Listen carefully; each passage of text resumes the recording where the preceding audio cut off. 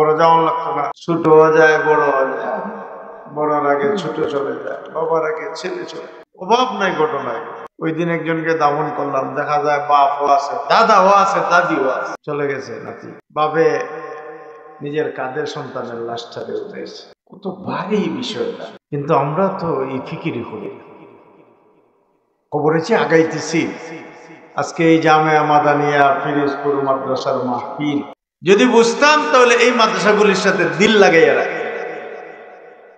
আমাদের আকাবিররা কি কষ্ট করে গেছেন। দারুল উলুম দেওবন্দ, যারা সারা পৃথিবী বিখ্যাত মাদ্রাসা, এই দেওবন্দ মাদ্রাসা যখন শুরু হইলো 1866 সনে, কত সালে? 1866 সালে। এটা ব্রিটিশ শাসিত ভারত ছিল, ব্রিটিশদের দখলে এই ভারত। খালি ভারত বলতে এটা বুঝেন না, ভারত উপমহাদেশ, ভারত, পাকিস্তান, বাংলাদেশ ব্রিটিশদের শাসনের অধীনে ছিল। 200 বৎসর, একদিন দুই দিন, কয়দিন তাদের গোলাম ছিল। বিশেষ করে মুসলমানদের কোনো স্বাধীনতা ছিল না এদেশে, চাকরির ক্ষেত্রে, ব্যবসার ক্ষেত্রে, কোনো ক্ষেত্রে তাদের দখলে ছিল। তখন ওই উলামায়ে দেওবন্দ চিন্তা করলেন, জিহাদ করতে করতে করতে করতে মানুষ শহীদ হইতেছে, আমাদের একটা জিহাদের পদ্ধতিটা একটু বদলাইয়া মাদ্রাসা কায়েম করে। 1866 সনে ও মাদ্রাসা একটা গ্রামে, দেওবন্দ একটা গ্রাম, একটা গ্রামে মাদ্রাসা শুরু হয়েছে। একটা গ্রামের মধ্যে মাদ্রাসা শুরু। আমি নিজে গেছি দেওবন্দে, দেখছি একটা গ্রাম, বস্তি, এখন তো বিরাট শহর। ওই বস্তির মধ্যে ঘরও নাই, একটা ডালিম গাছের তলে একজন উস্তাদ আর একজন ছাত্র দিয়ে মাদ্রাসা শুরু হয়েছে। সুবহানাল্লাহ। কয়েকজনে কইলাম বলে, কয়জন ছাত্র?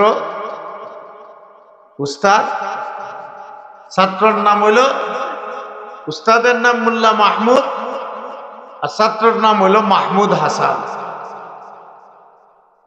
ছাত্র শিক্ষকের একই নাম, বুঝাইছিনি? মোল্লা মাহমুদ আর ছাত্রর নাম হইল মাহমুদ, যাকে পরবর্তীতে শাইখুল হিন্দ বলা। সারা পৃথিবী যার আওয়াজ শুনে ভয় পায়। ভারত দেশ উপমহাদেশকে যারা স্বাধীন করছেন, এর মধ্যে শাইখুল হিন্দ মাহমুদ হাসান দেওবন্দি রহমতুল্লাহ আলাইহি। ইতিহাস যদি আপনারা দেওবন্দের ইতিহাস পড়েন, একটা মানুষের হুঙ্কারে পুরা ব্রিটিশ রাজ্য তোমার কম্পন শুরু। আর আমরা বললেন যে আপনারা মনে করেন বেটাইতে, আর বললেন যে আর কি পাওয়ার আছে, কি পাওয়ার আছে? এক মোল্লার পাওয়ারই তোমার সারা পৃথিবী তছনছ। 200 বৎসর পর্যন্ত এরা শাসন করলো, সম্পদ নিয়ে গেল ভারতবর্ষে। এখনো এই ভারতবর্ষ দাবি করতেছে, ভারতের এরা, বর্তমান ভারত যারা আছে, এরা দাবি করে ব্রিটিশের কাছে এখনো মামলা আছে যে আমাদের অনেক সম্পদ তোমরা লুটপাট করে নিয়েছে। পরে তো শেষ পর্যন্ত 47-এ আমরা ভাগ হইলাম। এই দারুল উলুম মাদ্রাসা, দারুল উলুম দেওবন্দ একজন উস্তাদ একজন ছাত্রের মধ্যে শুরু হইয়া আজকে পৃথিবীর এমন কোন রাষ্ট্র নাই। সারা পৃথিবীতে কয়টা রাষ্ট্র আছে? হইতে আরো বাকি 206টা রাষ্ট্র আছে পৃথিবীতে বর্তমানে, আর 195টা রাষ্ট্র তোমার স্বাধীন। স্বাধীন 195টি দেশ, আর 193টি দেশ এই যে জাতে বেজাতে সংঘর্ষটা আছে না, কথা বলে দিই, এই জাতে বেজাতে সংঘের অনুমতিপ্রাপ্ত, স্বীকৃতিপ্রাপ্ত আর কি 193টা দেশ। এই সারা পৃথিবীতে এমন কোন দেশ নাই যে দারুল উলুম দেওবন্দের বা এই মসলকের কোনো আলেম নাই। সুবহানাল্লাহ। বলে না, আমরা খেদমত আসেনি না নাই? আপনারা তো অনেক সময় কালে মূল্যায়ন দেখে যাবেন, মূল্যায়নের খাম কিতা বলে, হ্যাঁ মুঠি মুঠি চাওলাইন না খাম করে কিতা বলেন, ওই মাদ্রাসা করছে, পরবর্তীতে হাফিজ হবে, আলেম হবে, মাদ্রাসার ইমাম হবে, মুহতামিম হবে, একটা মসজিদের ইমাম হবে, মক্তবে নুরানির শিক্ষক হবে, আপনাদের বাচ্চাদেরকে কচি বোনা ছেলেদেরকে কলিমা তৈয়্যিবা শিখাবে। এটা খেদমত না? কথা কয়, যদি কলিমা তৈবা না শিখাইতে তো সব কাফির হইয়া আমরা মূর্ত দিয়ে মরলাম। এই টুপিটা মাথার যে কার দ্বারা শিখছি? এটা দেওবন্দের আলেমরা শিখাইছে। নবীজির টুপি মাথা ছিল না ছিল না? কথা কই না আপনারা? পাঞ্জাবি আসিলনি রসুলের সাহাবিদের? নবী শিখছেন কার কাছ থেকে? জিব্রাইলের মারফতে নবী শিখছে। জিব্রাইল কার থেকে শিখাইছেন? আল্লাহ থেকে। আল্লাহ শিখাইছেন জিব্রাইলে, জিব্রাইলের মারফতে নবীরে শিখাইছেন। নবী তার নিজের হাতে ছাত্র সাহাবায়ে কেরামকে শিখাইছেন। সুবহানাল্লাহ।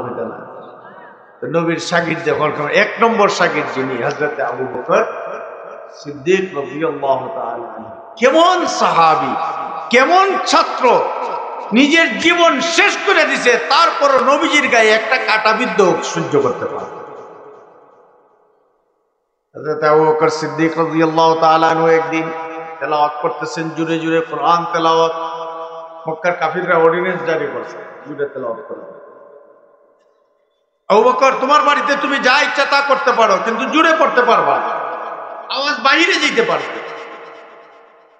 কিন্তু আবু বকর তো হলো প্রথম মুসলমান, আল্লাহ রসুলের প্রথম ছাত্র। আপনাদের কষ্ট হইতেছে?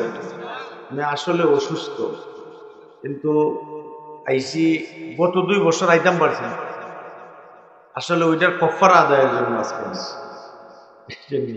কিন্তু জরুরি মিটিং আমার একটা জরুরি 9টার পরে বানিয়েছে। বিভিন্ন প্রোগ্রামের কারণে সব মানে এই প্রোগ্রামগুলোতে অকল সময় যাইতেও পারি না, বিভিন্ন মিটিং এর কারণে। অনেক সময় পঞ্চায়েতও যাওয়া যায়, মাদ্রাসা তুইও দৌড়ানো লাগে পঞ্চায়েত না। আপনারা খালি পঞ্চায়েত করেন না, আমরা মৌলবীরও কিছু চিনি পঞ্চায়েত যাই। আমরা মনে করেন না আমরা বুঝি না, বুঝি সব, কিন্তু আমরা সাধারণত পঞ্চায়েত যাই না, বাধ্য হই। যখন বাধ্য করা হয় তখন যাই। আর আমরা যাই না কেন লাগি? অধিকাংশ খালি শুধু মিথ্যা সমাজটারে কলুষিত করে রাখছে।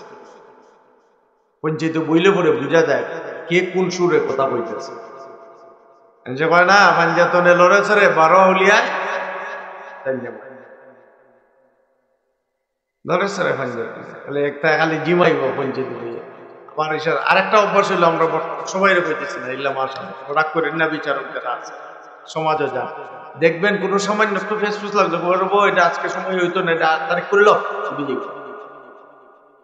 এটা আরেক কৌশল। কিন্তু আমরা গেলে পরে তাড়াতাড়ি উঠবার লাগি দেই না, শেষ করো মেয়া, বেটা কয়বার যাইব তোমার। গরিব মানুষ বিচার চাইছে, বিচারটা সমাধান। যাই হোক, আমি বলতেছিলাম হযরত আবু বকর সিদ্দিক আমার দিকে খেয়াল করে, নবীজির শাগির্দ কেমন দেখেন। প্রথম শাগির্দ হযরত আবু বকর সিদ্দিক রাদিয়াল্লাহু তাআলা আনহু। নিষেধ করা হয়েছে তেলাওয়াত জুড়ে করবেন না, কিন্তু হযরত আবু বকর সিদ্দিক নরম দিলের মানুষ, থামারও ব্যক্তি না, সাহস ছিল। দিল নরম হইল, সৎ সাহস ছিল, কোনো কিছু ভয় করতেন না। এই বাচ্চাটা কথা কইও না রে বাবা, আমি কয়েক মিনিট কইবই বলে, মেহমানরা আসতেছেন, অনেক মেহমান, আলিমা মাইস। হযরত আবু বকরের জুড়ে তেলাওয়াত শুরু হয়ে গেছে, কাফিররা সহ্য করতে পারছে। وقال الذين كفروا لا تسمعوا لهذا القرآن,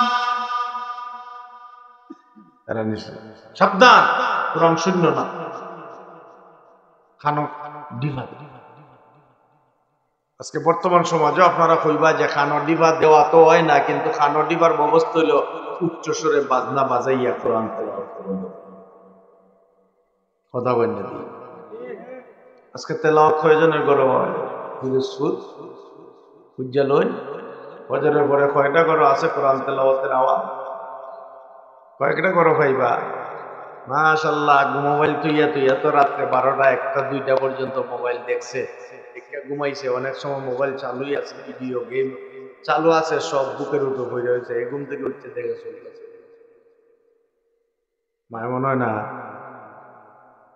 নমাজই পড়তো, কোন সময় তেলাওয়াত করতে পারবো? নমাজই পড়ে না, তেলাওয়াত করতে